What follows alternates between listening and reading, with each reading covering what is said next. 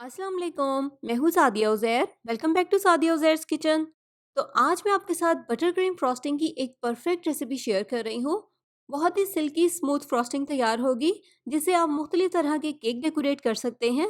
वैसे तो cake decorating के बहुत सारे आइडियाज़ ऑलरेडी मैं आपके साथ शेयर कर भी चुकी हूँ, लेकिन नेक्स्ट आने वाली वीडियोज़ में बहुत ही यूनिक और डिफरेंट टाइप के केक डेकोरेटिंग के आइडियाज़ मैं आपके साथ शेयर करूँगी। तो इसके लिए चैनल को सब्सक्राइब करके बेल आइकन को प्रेस करके ऑल नोटिफिकेशन ज़रूर सिलेक्ट कर लीजिएगा, ताकि आपसे मेरी कोई भी वीडियो मिस ना हो। और वीडियो पसंद आए तो वीडियो को लाइक शेयर भी ज़रूर कर दीजिएगा। बिस्मिल्लाहिर्रहमानिर्रहीम। तो बटर क्रीम फ्रॉस्टिंग बनाने के लिए मैंने यहाँ पर 500 ग्राम मक्खन लिया है।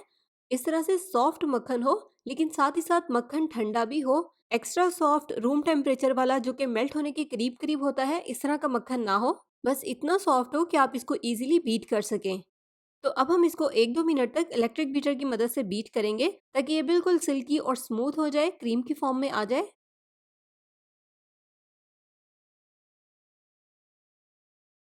तो यहाँ पर आप देखिए मक्खन बिल्कुल क्रीम की तरह का हो गया है। तो अब इसमें हम 500 ग्राम आइसिंग शुगर शामिल करेंगे, जो कि रेडीमेड मिलती है। जितना मक्खन है उतनी ही चीनी इसमें ऐड करेंगे। चीनी की क्वांटिटी आप अपनी मर्जी के मुताबिक कम या ज़्यादा भी कर सकते हैं।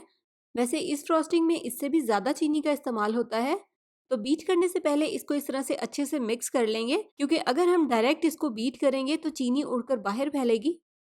तो अब इसको हम 3-4 मिनट तक अच्छे से बीट करेंगे, ताकि चीनी और मक्खन बहुत अच्छे से कंबाइन हो जाए। इस तरह से बाउल को साथ के साथ साइडों से भी अच्छे से साफ करते रहेंगे, ताकि साइडों पर जो चीनी है वो भी इसमें अच्छे से मिक्स हो जाए।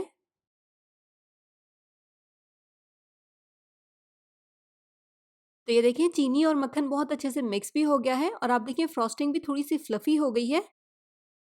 अब इस पॉइंट पर हम इसमें शामिल करेंगे 1/4 cup whipping cream. Whipping cream की जगह पर आप इसमें 2 से 3 खाने के चम्मच दूध भी शामिल कर सकते हैं।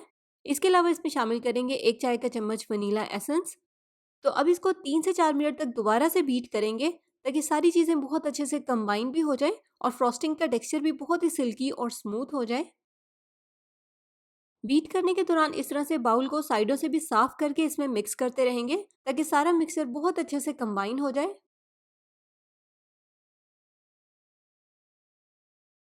तो ये देखें बीट होने के बाद हमारी फ्रॉस्टिंग थोड़ी सी और फ्लफी हो गई है।